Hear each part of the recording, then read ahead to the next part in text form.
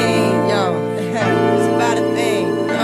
Yeah. Feel real good, wave your hands in the air and lick 2 shots in the atmosphere. Hey guys, so welcome back to Lex Reads. So in today's video, which I'm so excited about because I am talking about how to grow your book collection, how to start your book collection, how to organize your book collection, how to house it, everything, okay, when it comes to your book collection. I remember saying, oh, I wish I had like a guide or something. So I literally had to just, go for it and just go in blind and then kind of figure out what I like, what I don't like, and everything like that. So, but I wanted to share my experience of how I was able to do that. And I'm a list person also too. My mind works like this. I know how my mind works. It works in sections. It's structured. I want to share how I curated and grew this collection. So first is like genres. What do you want to read? What are you into? I know for me, I wanted to really dig and research and read African American literature. Well, basically just Black literature in general, because that, can fall into the category of African literature, Caribbean, all of that. So I knew that I wanted to be Black. So that was like my first step. Okay. I reading everything Black. And then I remember when I was in college, when I had like a little spurt of reading, my freshman year, I started to read Toni Morrison. And I'm like, well, that's like contemporary fiction. So I said, well, it looks like I like contemporary fiction. I said, well, you know what? I think I'm going to gravitate towards that way. So I knew, again, Black literature, and I said contemporary fiction. Okay, now I'm still stuck. Where do I start? Where are the authors? So one way that really helped me were anthologies. And I have a good amount that I want to show you guys. So I always say anthologies are a good way to start because it basically shows you what you like, what you don't like. So I remember that I wanted to start with contemporary fiction. So I actually got this. This is Breaking Ice, an anthology of contemporary African American fiction. This is edited by Terry McMillan. And I was so glad that I got this because I do remember back in the day reading Waiting to Excel, and I love her dialogue. So I'm like, I know she was gonna pick authors that are kind of similar to her, and she really did. This anthology, it has works from Wesley Brown, Octavia Butler, Toni Cade Bambara, clearly Terry McMillan. Who else? Doris Jean Austen. The thing I like about anthologies, they will have maybe like a short story, or they will have excerpts of like a book. So for example, they had Eva's Man by Gail Jones, and I remember reading that like excerpt, and I was like, you know what, I kind of like that. Let me get the book. And I have the book, and I read it, and Lord, if you read that, trigger warnings. Guys, get into this. This is really good. I have got this from Amazon, I believe. Was it Amazon? Yeah, I got this from Amazon. Then I wanted to start researching like other genres and things like that. So for example, I'm like, well, I want to read more short stories. So I have Black African American short stories edited by John Clark. And this has everyone from Maya Angelou, James Baldwin, Paul Laurence Dunbar, Rudolph Fisher. Who else is someone that's well known? Claude McKay, Zora Neale Hurston, Chester Himes. I know for this one, I discovered I really like Chester Himes. He was a like a detective crime novelist. If he's known for a series, it's A Rage in Harlem, and that actually, I remember I didn't even know that was a series. Actually, it was a movie. I remember watching a movie back in the day when I was younger. I had no business watching it. So by reading this, I was like, oh, I really like him. So that was short stories. And then I said, well, I want to get into plays. And this is plays by Black women. And from this, I discovered Alice Childress. You guys remember I did a reading vlog on one of her books, like One of the Family, and just was floored. So B. Richards, who is a actress. I didn't know that she was a playwright. Who else do they have in here? They have Lorraine Hansberry, Ntozake Strange. Then lastly, what I want to share, I love this one. This is Black Voices, an anthology of African American literature. And this has fiction, poetry, autobiographies, critical analysis, everyone from Malcolm X, Alice Walker, W. Du Bois, James Baldwin, Gwendolyn Brooks, Ralph Ellison, everything like that. So, and I got this from Amazon for like $10.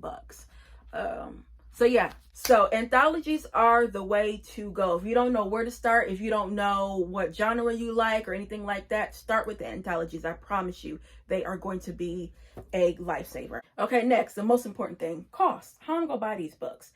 I don't know about y'all, but I am beyond cheap. When I start finally making my own money, girl, it has gotten I be counting pennies, okay? But books are expensive. Books are so expensive. And for me, I don't mind if it's like a secondhand book or a used book. I really don't. But I'm always trying to cut the costs. And I notice in two websites that I always go to. First, I'm sorry, I always go to Amazon, okay? Because usually, even if they're newer releases, even like if you get it new, it's still cheaper than if you go to like a Barnes and Noble. But then what I do even more, because I'm so cheap, I will see if it's a used copy and I'll click on used copy. Now you are gambling, because you might get a book that might have like some watermarks or the pages might be bent. But I'm gonna be honest with y'all, I can count on my hands how many books I've had that I'm like, oh, I can't read this because it's just so damaged. Amazon really does do a good job when it does come to that. I got to give them to them. Now, if I just really want the book, then I'll bite the bullet. I'm like, okay, this $25. Come on now. And one thing you guys notice that I do is if I really like a book, I'll get 2 copies because I don't like to write in my books. Okay. And if only time I'm writing in them, if I know that I'm going to get a second copy or I just love it, I'm like, I have to write it. I got a tab. I have to do that. But if I do have 2 copies of the book, the second copy I get, it'll usually be used. So Amazon is the first website I go to. And then the second website I go to is thriftbooks.com.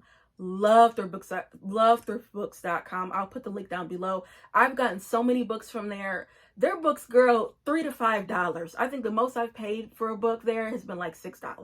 And they'll tell you like gently used, brand new, or, they'll tell you if the book is good or not.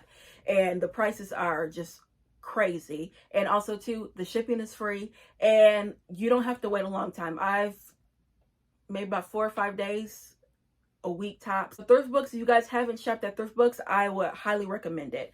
Now stores, used bookstores, love them. Library sales, y'all know I am an avid library sale person, okay? First of all, look, my tax dollars pay for it. You're helping out your local, library. And then you can get books, again, that are hidden gems, out of print, you can't find anymore, and they are dirt cheap. Every time there's a library sale, I'm hitting one up, okay? And then lastly, if it's a store called Second and Charles, I know they have a good amount of locations in the United States, and they're cheap too. I've gotten books for $3, $5, and they have everything. They have records, they got merchandise, puzzles, I mean everything, books, everything that you can name. So if you guys do have a Second and Charles, in your state, I would recommend you guys go to them because you can find so much stuff from there, and it's dirt cheap. So now we know the genre we like, we know what we want to collect, we know the cost. So we have all that. Now we are a serious reader, okay? We become a serious reader. And because we have become a serious reader now, we know about publications, certain editor editions, and all of that. Now, publishing houses. For me, I personally love Random House because I am a lover of the Penguin Classic editions of Black Spines. I have so many, you guys know. And also, too, I noticed with them, I love some of their editions that they come out with because they tend to come out, I gotta give them their props, they tend to come out with Black literature that no one really wants to do, re-editions of, republishing. They really do display that and publish those type of works. So kudos to them. Simon & Schuster, that's another favorite of mine. Another publishing house I love is Mint Editions. Now I get a lot of those from Amazon, and those are like, and they're really cheap. Those are like $6 or $7. Another reason why I like them is because they are just like, Penguin Random House. They publish and republish Black authors that no one really knows, no one really talks about. And then they cheap. So that's a win-win. I've learned about like the publishing houses now since I've become like a very serious reader, and I know which editions I like, because for me, I cannot stand mass market paperbacks. hate them. I don't like the font. I don't like the way they feel in my hands. Mainly it's the font, because that's literally painful when you are reading a book and that font is so little, you feel like you're skipping lines, and that's just not enjoyable. I have to just really like the book, and they don't have it in any other editions where I'll just suffer through it. So for example, this would be classified as a mass market paperback, right? But there's no editions of this. There's only one edition of this. And that's another thing when it comes to Black literature. Sometimes we don't get all the editions, okay? That's why I do appreciate Random House. So yeah, as you can see, this font, but I just have to suffer through it because I'm like, I'm reading this. I want to read these plays by these Black women. But if there's option for another edition, I'm always going to pass on mass market paperbacks. I just don't like them. Publishing houses, it's not really necessary to know. It's just like if you want to, you know, and for me, I just like stuff like that. If you look at your books, you can always see which publishing house is it. Usually they have it like on the side or whatever, or like at the bottom. Penguin, you can see the little logo. So, okay, and then the last is displaying the books. How are you going to house the book? So when I first started reading, I literally just had like a little corner in my living room, and it was in my first apartment, and I just had like one bookshelf because that was when I was first starting to get into reading, didn't know what I liked and things like that.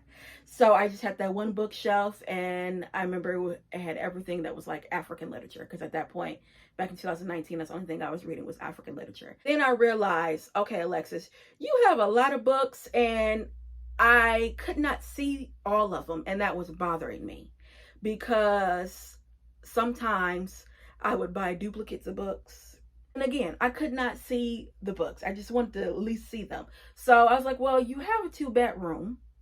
So why don't you just turn half of it into a book, half of it into a library? Because this spare bedroom was a closet. Y'all know how much I love clothes, shoes, all of that. So I'm like, well, I'm not getting rid of my closet, okay? I gotta have a place where I get dressed, but I can cut it in half. So I'm like, well, this half, that's where the closet, that's where I get dressed. And then this half, this is my library. And then now I got a little section right there that is my little office space. But I would say you don't have to have a room and or whatever to, you know, have your library. No, like I started off with a corner in my living room, and it just housed all my books. I do them by genre, and I do them by author. For example, this row, it has Alice Walker, Gloria Naylor, Toni Cade Bambara, Gail Jones, and Petrie. And in this part right here, I put all African literature. And then at the bottom is like African and Caribbean. Like this area, this is all children's books, middle grade YA. It's easy for me, you know, basically to access. I know if I want to read some contemporary, you know, Black fiction, those are all contemporary Black fiction, you know, novels right there. 1, 2, 3, like all like this right here. So I know, okay, if I want to read, you know, some male authors, I know I put some male authors down, you know, at the bottom. If I want to read some nonfiction, all right, nonfiction is right there. So I'll pull it out. So if you guys organize it like that, I promise you, it'll make it so much easier. You're able to see your books. By me doing that, I don't buy duplicates anymore. And I just know where everything is. I would say that's like the most important.